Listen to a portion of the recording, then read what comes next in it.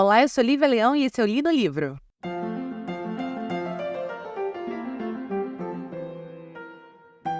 O livro de hoje é um livro que deu origem a um dos filmes mais emblemáticos da minha infância. É um filme que eu não assisti o primeiro no cinema, mas eu fui assistir o segundo no cinema. E eu tenho uma visão muito clara, bem pequenininha, assim, criancinha. Um flash de memória de sair do cinema e olhar pro pôster do filme e pensar, meu Deus, eu acabei de ver esse filme. Aquelas lógicas que pra gente que é adulto faz muito sentido, mas pra criança tudo é muito novo. E descobrir uma pequena lógica dessa que acabei de assistir esse filme e ó que coincidência, tem um pôster aqui na porta do cinema dele. Sabe esse tipo de lógica muito absurda? E eu lembro muito claramente dessa sensação de descoberta e assistir esse filme no cinema. E então acabou que era um livro que eu sempre quis muito ler, mas nunca encontrava. Acho que chegou a ter uma edição aqui no Brasil que respeitava alguns detalhes da edição original. Como, por exemplo, esse livro é contado em duas frentes diferentes, então, no original ele era pintado, né? Tinha uma narrativa, uma linha de narrativa que era verde, outra linha de narrativa que era vermelha. Isso foi respeitado aqui no Brasil, mas eu nunca tinha lido esse livro.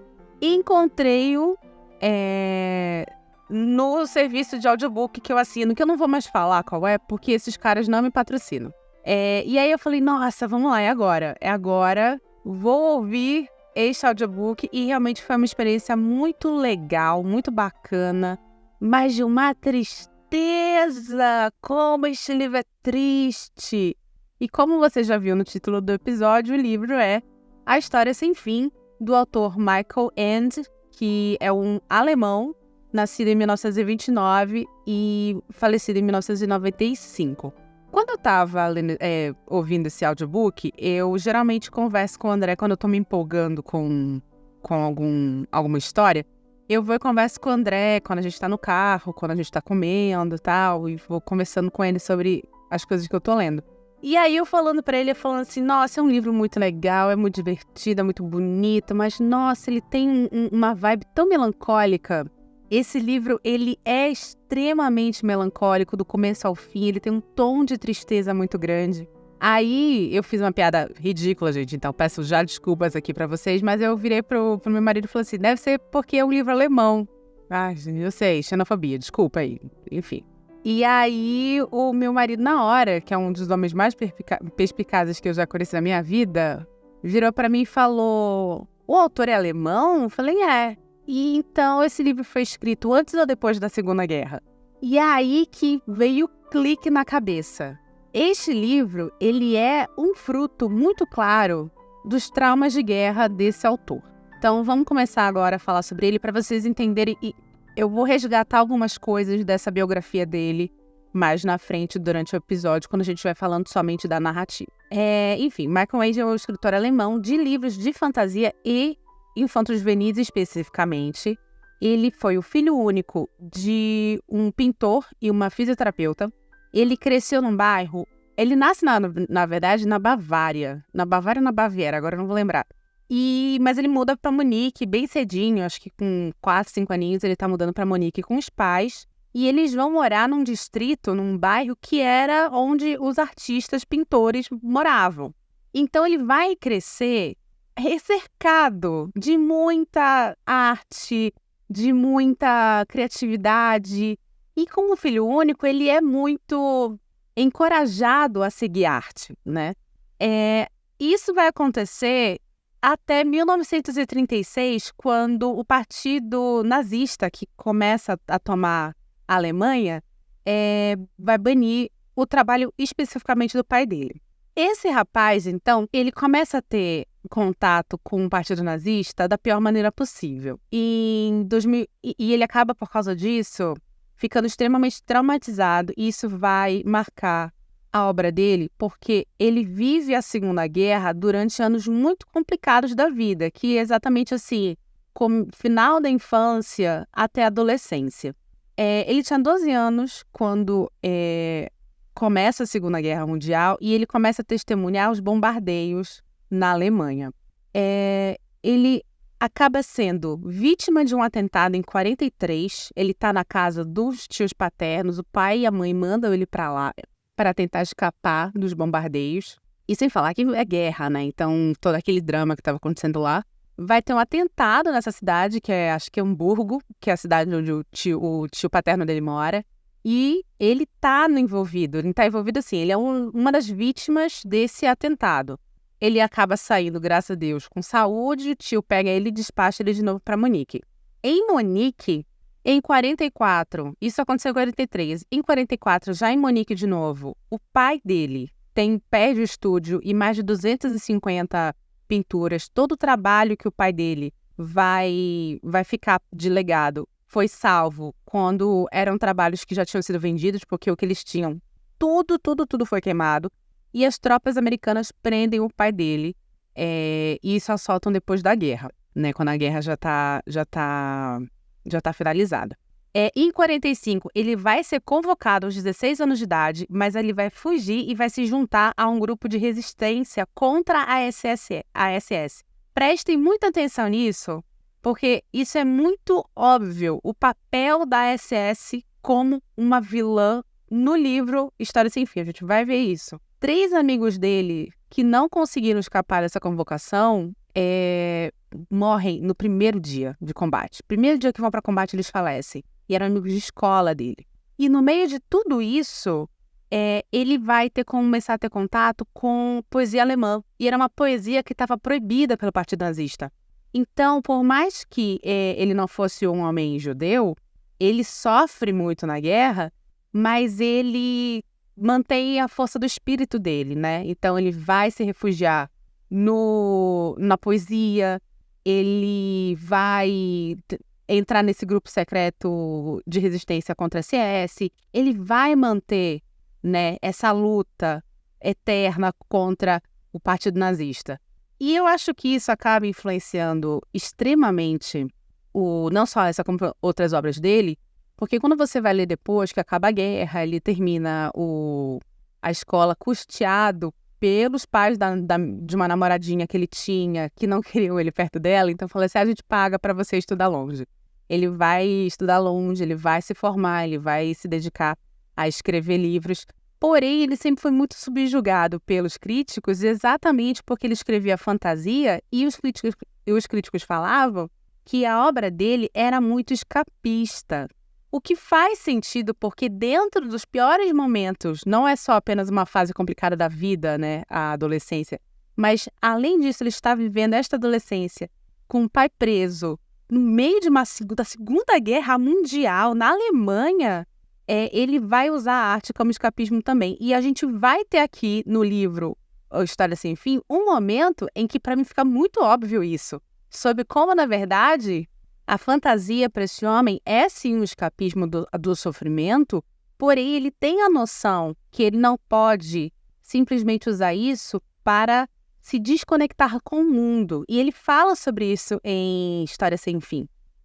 Eu preciso que vocês entendam que, obviamente, a gente vai entrar depois do intervalo em falar alguns spoilers do livro, mas eu não tenho como contar este livro aqui como eu faço com outros livros, do começo ao fim. Porque esse livro acontece muita coisa. Esse livro é um livro grande. O filme, que é maravilhoso, primeiro, né? O antiguinho, acho que é 84 esse livro, esse filme, 87, não vou lembrar. Ele só conta metade da história, ou seja, ele termina literalmente no meio do livro e você tem mais metade do livro. Então é muita coisa acontecendo, não tem como eu contar tudo para vocês. O que eu vou fazer é fazer uma narrativa mais geralzona, contar mais ou menos bem por cima a história, e aí eu vou linkando com a vida do Michael, porque realmente é muito, muito óbvio, depois que você entende como foi a adolescência desse cara, como isso influenciou esta obra dele. História Sem Fim vai contar a história do Bastian, que é um menino que perdeu a mãe, e ele mora com o pai só, e ele sofre muito bullying na escola. E é escapando desses bullying que ele vai entrar numa loja que vai ter um senhor muito sem paciência com criança, não julgo, e ele acaba ali conversando com esse senhor sobre este livro de fantasia, que ele super se interessa, o cara não deixa ele ler, e ele acaba roubando o livro para ele. Ele vai pegar esse livro, vai para um sótão na escola dele e vai começar a ler. E aqui, este livro já começa me pegando, porque eu era a menina, acho que eu já falei isso aqui, que pegava o livro, eu nunca vou esquecer, especificamente Senhor dos Anéis, pegava Senhor dos Anéis e ia escondida, cabulava a aula de matemática, acho que é por isso que eu nunca fui muito boa em matemática. Cabulava a aula de matemática e ia para a biblioteca da escola, ficar ali escondidinha num cantinho, lendo Senhor dos Anéis. Então, assim, Bastian, eu sempre falo aqui, né? Existe uma diferença entre você gostar de um livro e esse livro ser bom. Gostar de um livro é impossível sem uma conexão com algum elemento dessa história, seja um personagem, seja uma temática. Isso é o que faz você gostar de um livro, né? Se o livro é bom ou não, aí é uma análise técnica. Mas gostar de livro é isso. E esse tipo de conexão vem das maneiras mais sutis ou mais óbvias do mundo. E, cara, eu gostei desse livro instantaneamente por causa disso. Porque eu me vi como Bastian, cara. Escapando da escola e dos problemas da vida, já que ele perdeu a mãe. Acho que ele perde a mãe de câncer, se eu não me engano. E escapando dos bullies da escola, se refugiando no mundo mágico da literatura. Esse livro é para quem gosta de ler. Esse livro, ele é uma carta de amor para a literatura. Isso é muito óbvio, do começo ao fim. E sobre o que se trata o livro dentro do livro, né? O Bastian vai começar a ler esse livro, que também se chama História Sem Fim, que conta a história do mundo de fantasia, que é um mundo que está sendo acometido de um mal, que é o nada. E isso é muito bacana, porque o começo do livro é o encontro de 3 criaturas, né? O filme é muito, muito próximo, tá, galera? Se você viu, é muito fiel. É o encontro das criaturas ali, e todos estão indo até a Torre de Marfim falar com a Imperatriz Menina, Imperatriz Criança. Não sei porque eu botei na cabeça que ela era Imperatriz Menina. Eu sempre chamei Imperatriz Menina desde criança, assim. Estavam indo atrás da Imperatriz Criança pra falar assim, ó, estamos sendo atacados por este mal, que é o nada. E eles falam no livro assim, o que é o nada? É um buraco? Não, porque um buraco ainda seria um buraco. É literalmente o nada, é o esquecimento, é o desaparecimento. É a morte, a falta da existência, né? Que é uma coisa que para mim é muito pior. Muito pior.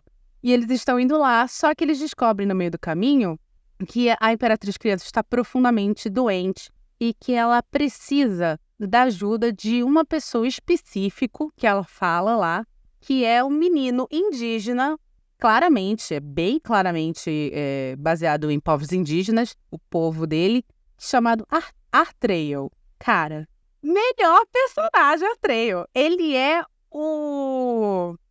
é o herói perfeito, só que num corpo de uma criança e com uma humildade de uma criança. É lindo, gente. Eu amo esse personagem. E ele é diferente do filme, tá? Porque ele tem pele verde, um cabelo verde, assim, sabe? Ele fisicamente é humano, mas ele tem uma mudança aí. E eu entendo em 1980 terem adaptado isso. Mas eu gosto da ideia de que ele não é um humano tão comum, assim. E ele é uma criança, tanto que quando eles chegam lá falando assim, olha, fulano chama aí o Atreio porque a Imperatriz Criança tá doente, ela pediu que ele ajudasse. Quando ele aparece, eles falam assim, o cara lá, que acho que é o médico dela, fala assim, ó, desculpa, eu não sabia que você era uma criança, acho que a Imperatriz deve ter se enganado, embora ela nunca se engane, eu até vou falar pra você não aceitar esse pedido dela, porque claramente seria injusto com você. Mas o Atreio, que não foge de uma luta, fala assim, não, vamos lá, se ela pediu, eu vou fazer o que ela pediu, eu vou atrás do salvamento dela. E aí, ele então começa a sua jornada, e a jornada dele ele precisa trazer a cura para a Imperatriz Criança. E aqui a gente começa literalmente isso, uma grande jornada do herói, onde ele vai passar por várias situações que acabam me lembrando um pouco, embora o livro seja germânico e não eslavo, me lembra um pouco um livro que a gente já leu aqui, do Paulo Rizzuti e da Adriana Moura, chamado O Pássaro de Fogo. Porque eu lembrei muito desse livro. Esse livro, ele vai contar vários contos de fadas eslavos, né? para quem não sabe, os povos eslavos são os povos que formaram a antiga Rússia, mas eles também descem um pouco. Então tem a Ucrânia no meio, tem uma galera ali. E se eu não me engano, gente, eu sou péssima em geografia. Tinha que ter melhorado isso na escola, mas enfim. Se eu não me engano, eles faziam... O território eslavo, ele fazia divisa com os saxões, com os bávaros e tal. Então, eu acredito que, por mais que eles fossem povos inimigos, tecnicamente falando, os germânicos e os eslavos, houve ali uma troca clara, cultural, oral, onde esses contos eram feitos, eram passados de geração em geração. E por que eu digo isso? Porque assim como no Pássaro de Fogo, que você identifica em vários contos a repetição de situações, isso acontece aqui nesse livro também. Em vários momentos da jornada dele, olha, ele está atrás da cura para a Imperatriz Criança. Então ele vai encontrar várias pessoas, vai encontrar uma feiticeira, ele vai encontrar um fulano ali, vai encontrar um dragão, vai encontrar um vento dos 4 ventos do mundo e tal. E todos falam a mesma coisa para ele. Não tem cura. Não tem cura, não tem cura, mas vai falar ali com o fulano que talvez o fulano saiba. Então existe uma progressão da história baseada nessas repetições, onde ele sempre chega, tem um desafio para chegar até a pessoa, ele chega até a pessoa, ele conversa com a pessoa fala, não tem esperança, mas fala com o meu amiguinho ali que vai. E aí ele vai atrás do amiguinho, passa mais uns perrengues, chega lá com o amiguinho, o amiguinho fala assim, não tem esperança, mas fala com a minha vizinha, e assim vai. E eu lembro que a gente tinha muito isso, essas repetições das mesmas situações dentro de um conto. Não pode pegar no pássaro que você vai se ferrar. Pegava no pássaro e se ferrava. Não pode pegar na maçã. Pegava na maçã e se ferrava. E assim ia, a mesma coisa acontecia várias vezes no conto. Então eu acredito que talvez exista, sim, dentro dessa cultura de contos de fadas, dessa coisa da fantasia, mesmo que em povos que são antagônicos, como os eslavos e os germânicos, ali um compartilhamento de raiz enquanto povo folclórico, tá? Enfim, acho que vocês entenderam o que eu quis dizer aqui.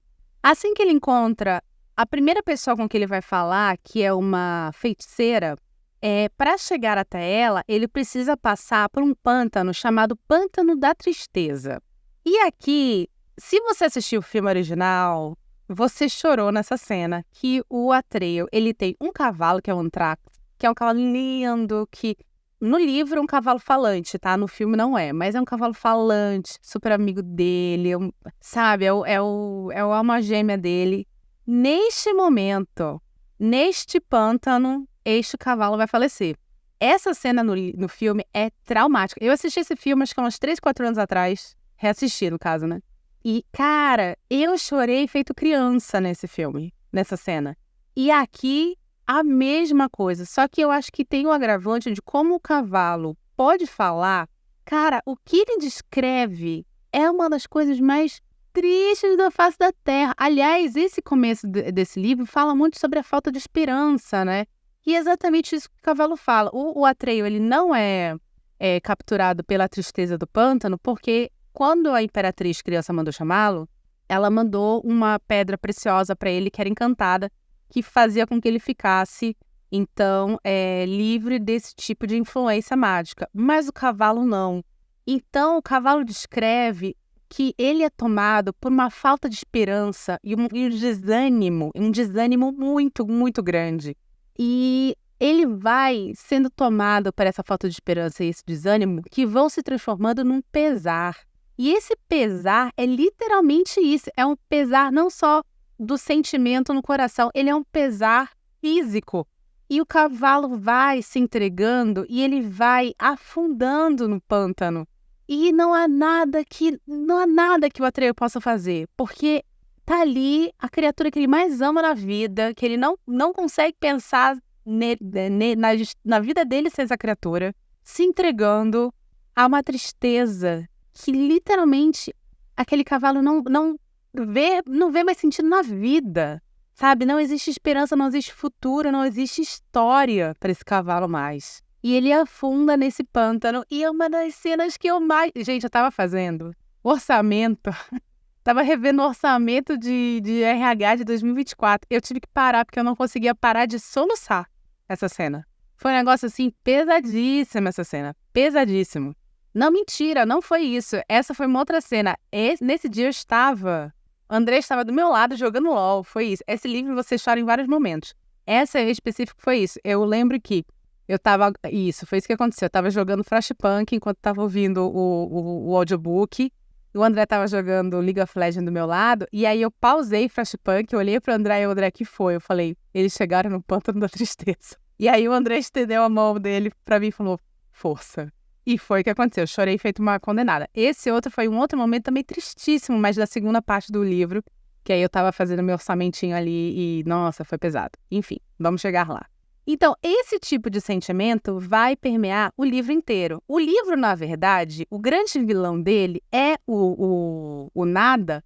Por que isso? O que é o nada? É a falta da vontade de você continuar, de você existir, de você viver. E o que é a vida? Isso é o segundo livro. E o que é a vida, senão uma grande narrativa, uma grande história, né? Onde você vai ter percalços, vai ter alegrias, vai conhecer personagens, vai ter um desenvolvimento de personagem, uma jornada de herói.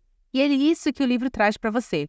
O nada é a falta de história, é a falta de desenvolvimento narrativo, é a falta de sentimento que se une a uma ação e que conta uma história. Esse é o nada e é isso que está destruindo fantasia. Enfim, no meio do caminho, ele vai encontrar o que a gente chama de Falcor no filme, mas, na verdade, no livro a gente chama de Funshu, que eu acho muito mais bacana.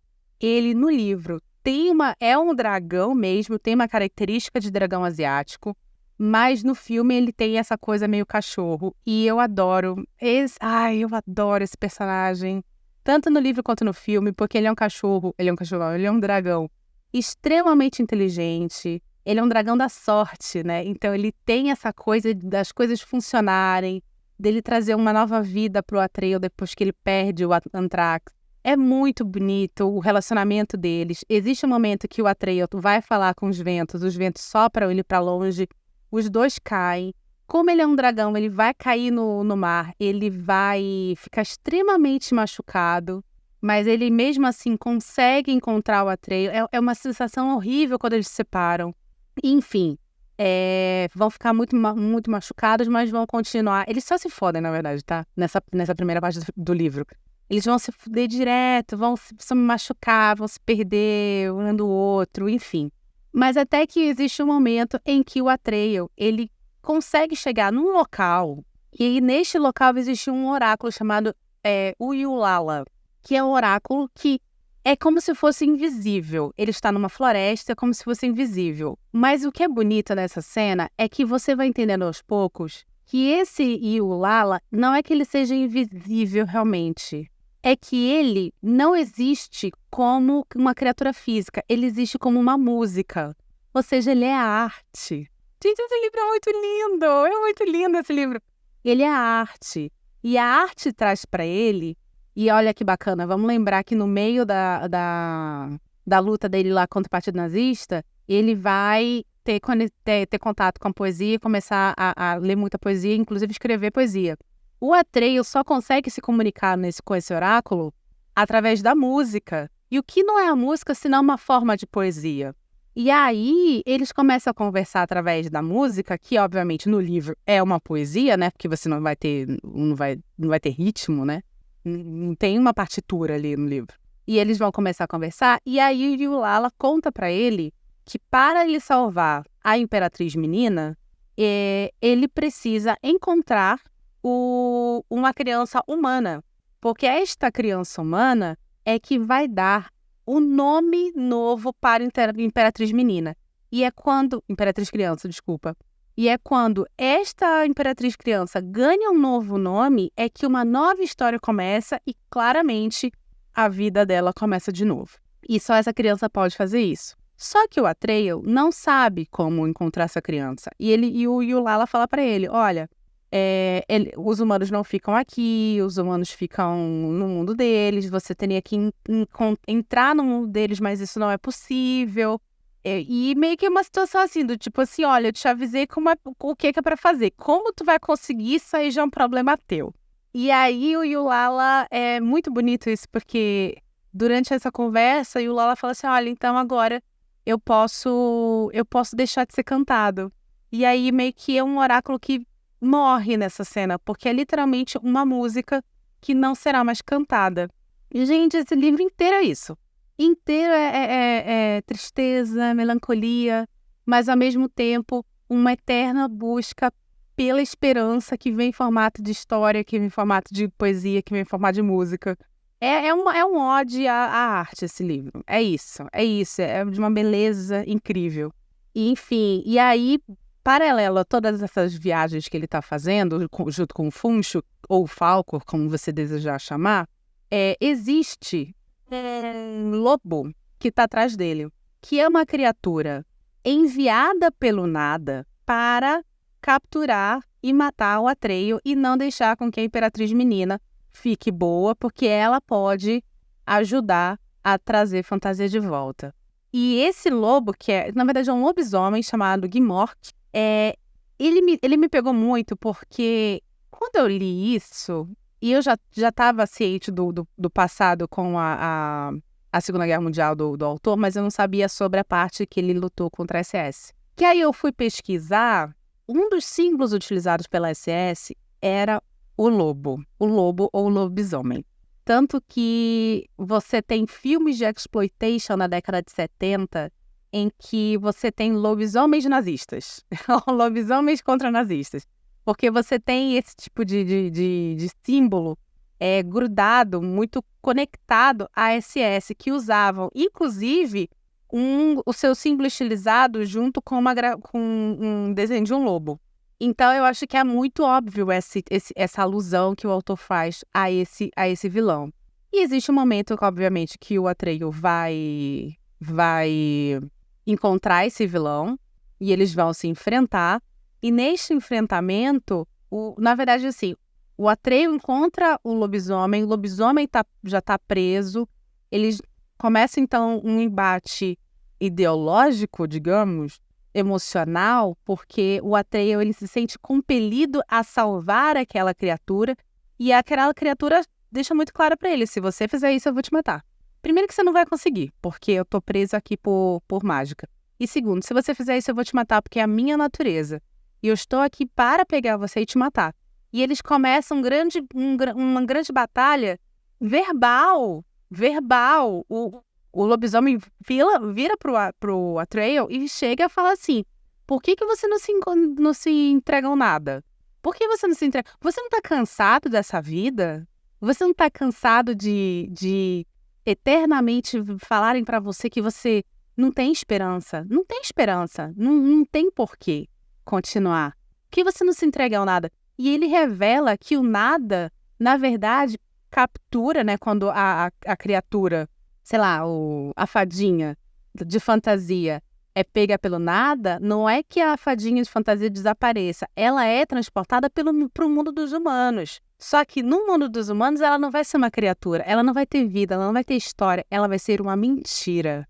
Olha que maluco, ela vai ser apenas uma mentira. E ele fala, por que você não vai? Por que você não se entrega? Lá você não vai ter mais dor. Cara, isso é um flerte com suicídio que, meu Jesus amado, esse livro inteiro é assim. Inteiro desse jeito. Mas, enfim, meia hora de conversa, eu vou chamar aqui, dar um pause para vocês tomarem uma água e chamar aqui o nosso patrocinador e aí eu volto para conversar um pouquinho mais sobre esse livro com vocês.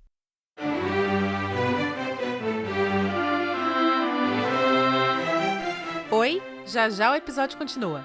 Mas antes eu queria agradecer a sua audiência e te lembrar que o Li no Livro é um podcast independente e sem patrocínio. Se você quer nos ajudar, por favor, compartilhe esse episódio com seus amigos.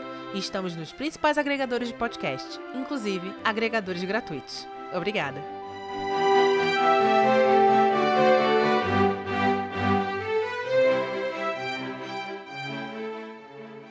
Pois muito que bem acontece que, graças a Deus, Atreio não segue a call desse vilão.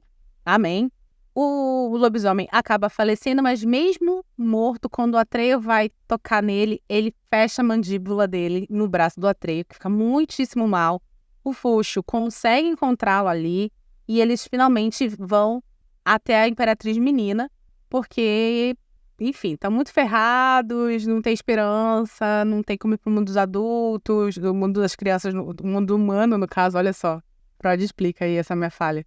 É do mundo humano, não tem como ir, enfim, tá tudo ferrado, vamos lá pra Imperatriz só pra falar, olha, tentamos. Eles chegam lá, todo mundo abandonou ela tá sozinha na Torre de Marfim, e ele fala assim, olha, Imperatriz, 1000 perdões, eu não consegui fazer o que você me pediu, que era trazer a cura pra você, e ela falou assim, não, mas você trouxe.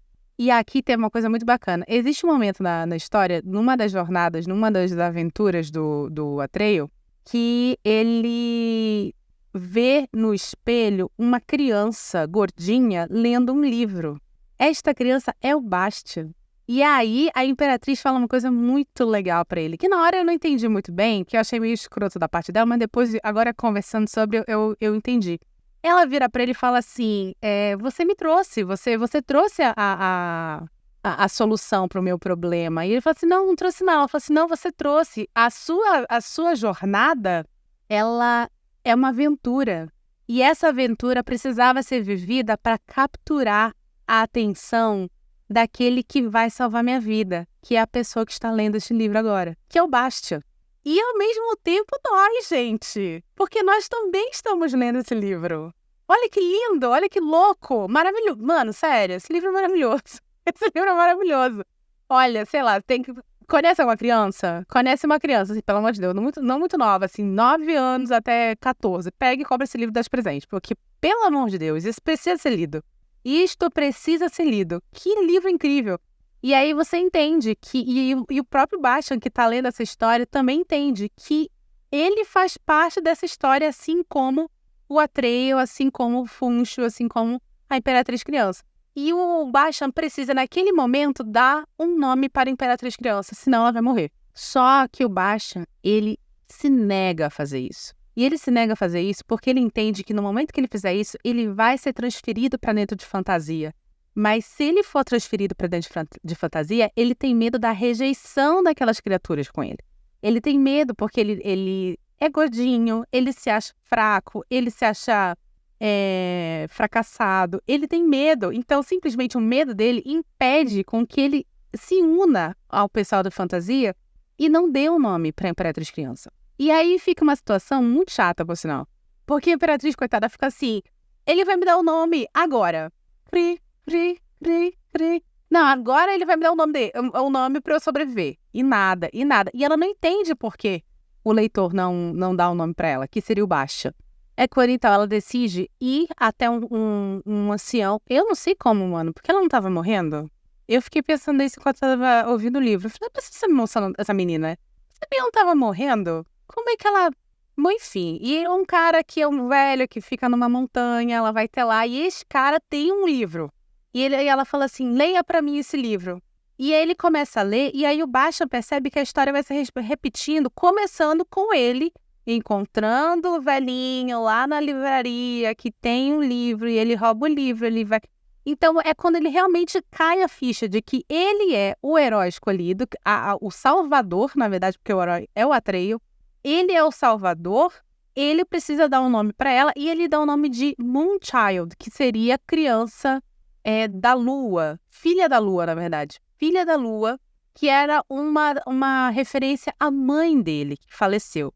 E quando isso acontece, ele é transportado para a fantasia, ele encontra com ela em fantasia, com a Imperatriz Criança, ou Filha da Lua agora, e assim, fantasia só tá a Torre de Marfim. E aí ela fala para ele, então, olha, você pode recriar a fantasia agora com a sua imaginação.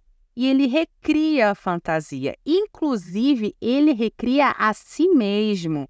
Ele assume uma forma física que não é a forma física original dele. Então, ele não é gordinho mais. E ele vai... E aqui começa a segunda parte do livro. Essa parte não é a minha favorita. ela continua com coisas muito melancólicas.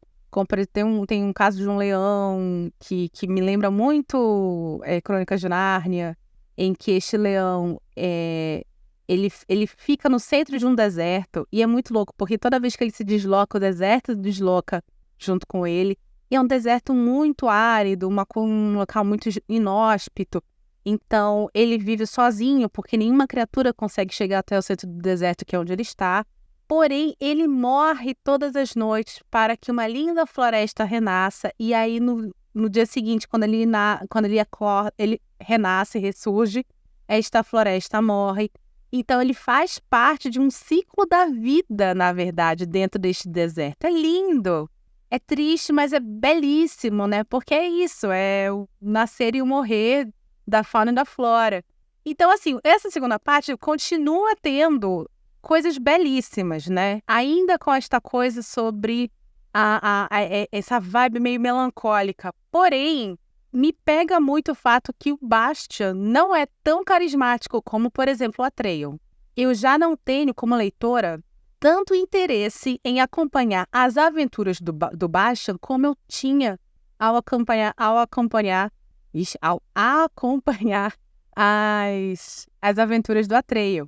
E o Bastian, ele vai vivendo aventuras e ele vai aos poucos esquecendo da vida humana dele, inclusive do seu nome. E aqui a gente tem uma coisa muito legal. O Bastian esquece do próprio nome e, consequentemente, ele esquece da história dele antes de Fantasia. O Bastian precisa dar um nome à Imperatriz Criança, para que ela possa, então, ter uma nova vida. Eu queria entender um pouco sobre essa importância do nome dentro dessa cultura. Porque se você for perceber, a gente tem outros lances de fantasia, outros contos de fadas, onde você também tem a importância do nome. Rumpelstiltskin é um deles, né? Se você sabe o nome de Rumpelstiltskin, você tem poder sobre ele não pode levar o bebê lá que foi o primogênito prometido. Você tem isso. Eu entendo que dentro deste livro em específico, o nome é como se fosse o sopro da vida. É como se fosse Era uma vez numa galáxia muito, muito distante, um menino chamado Luke Skywalker. Entendeu? Eu acho que aí é o começo, é o pontapé inicial. É aquilo que define aquele personagem, consequentemente, que vai ser o ponto principal e inicial da história e da narrativa desse personagem, já que que para mim é o que mais permeia esse livro. Então, esse lance do nome é muito importante. O Bastian esquece disso. E quando ele esquece disso, ele começa a se tornar uma pessoa muito diferente do que ele era. Como assim? Ele, inclusive, tem um problema muito sério já que ele tem esse poder dentro de fantasia, de criar fantasia do jeito que ele quiser, ele começa a criar vilões para ele desafiar. E ele vai se tornando uma pessoa arrogante. Ele sabe? Inclusive, ele chega a tomar fantasia para si, porque simplesmente a Imperatriz Criança desaparece, a gente não ouve falar dela, e ele toma a fantasia para ele. Ele vai ficando extremamente arrogante. E aí é muito louco, porque no dia da coroação, o Atreyu aparece falando assim, opa! E aí, tudo bem, meu querido? Tudo por aqui, rapá. Tu apareceu do nada e tu vem aqui agora tentar ser o nosso imperador? Você tá louco, meu bem? Vamos conversar sobre isso direitinho? E eles começam uma puta batalha entre ele e o Atreyu.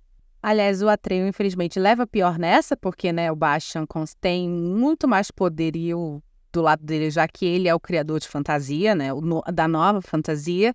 Nossa, a Atreyu fica muito machucado. O Bastian, aliás, a Torre de Marfim é destruída nessa briga, para você ver como o negócio é violento.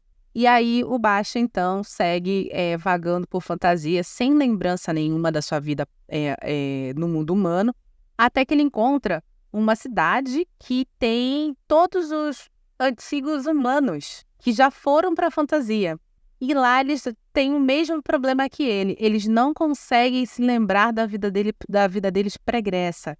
Então eles ficaram em fantasia, não conseguiram sair de fantasia e estão vivendo ali uma vida sem sentido. E aqui a gente lembra do quê? Do escapismo. Lembra que o Michael durante muito tempo foi subjugado pelos críticos e os críticos falavam que as histórias dele eram por escapismo? Isso, pra mim, é o Michael falando assim, ó, minhas histórias, sim, são um sopro de vida e um sopro de esperança no meio de tanta coisa ruim, mas eu não tô aqui só pra falar sobre escapismo. Eu não tô aqui para as pessoas se refugiarem nas histórias de fantasia e fingirem que não existem problemas. Eu acho que pra mim é muito claro que é isso que eu tô falando. Aliás, é algo que ele mesmo fez na adolescência dele contra a SS. Ele tá lá, refugiado nas suas poesias, porém pegando em armas. E pra mim fica muito claro que esse é o grande lance. O Bastian entende isso, ele entende que, na verdade, ele abriu mão, fez muita merda dentro de fantasia, e ele então resolve abrir mão de todo o poder que ele tem, e inclusive da última memória que ele tem, que é a memória do pai, que era a última coisa que ele tinha, para então cumprir o seu verdadeiro papel como salvador de fantasia, que é dar amor, dar vida às coisas. Ele sai então por fantasia, tentando consertar as merdas que ele fez. No meio disso tudo, ele obviamente é atacado por uma das criaturas que ele criou. Quem salva ele é o Atreio, que se recuperou porque já passou um tempo.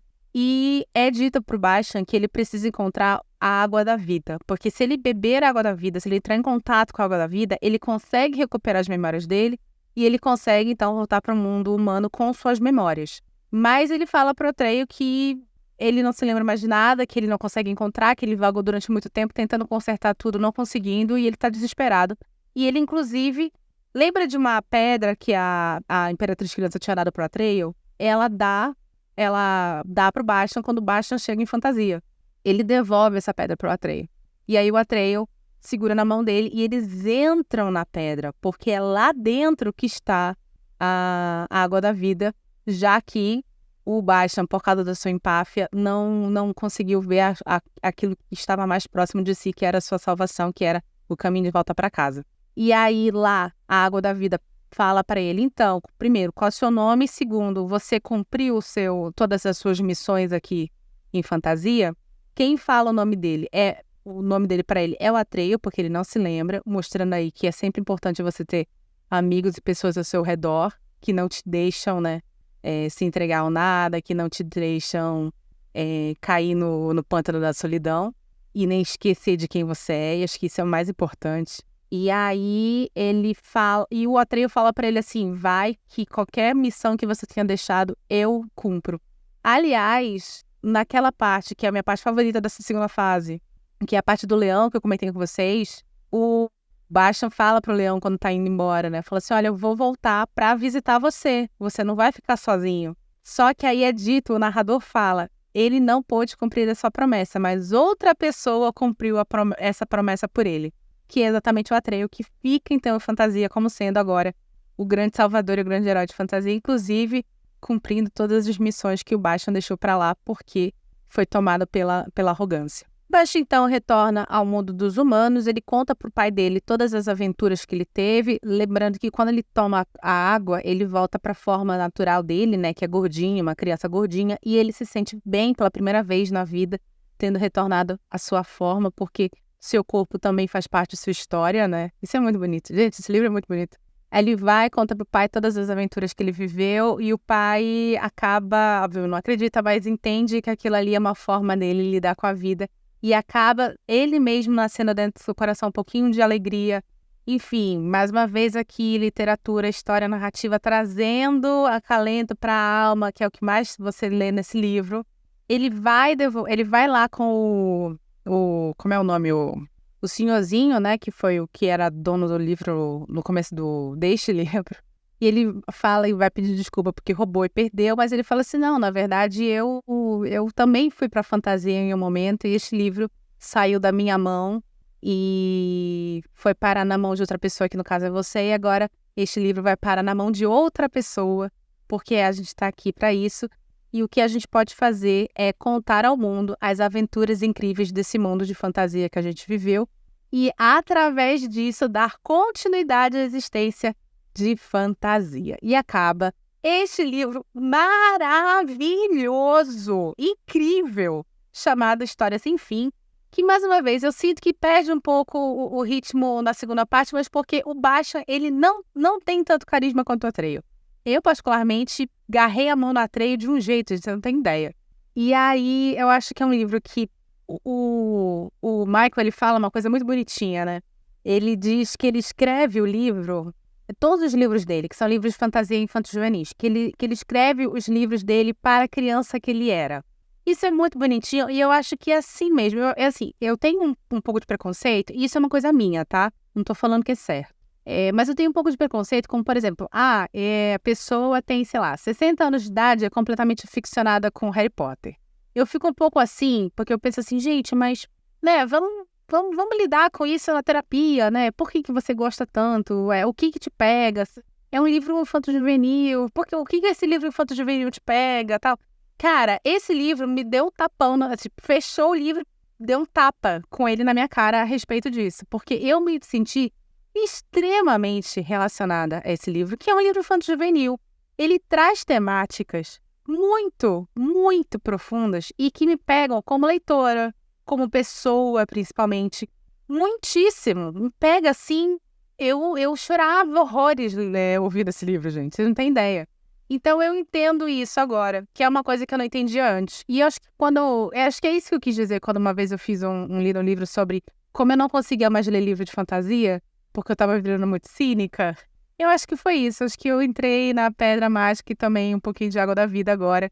E esse livro que me fez ver isso, esse livro que me fez gostar novamente de uma história de fantasia, que é uma história que linda, mais uma vez linda, e que tem muita relação com a história do autor e com as coisas que ele viveu na vida dele. E, enfim, achei, nossa, 10 de 10, livro 10 de 10. Eu tava vendo a edição que eu falei pra vocês, eu não encontrei, mas eu vou procurar, provavelmente na estante virtual deve ter, porque é um livro que você tem que ter em casa, nem que seja pra emprestar para outras pessoas, entendeu? É um livro que você tem que ter em casa, porque realmente é magnífico.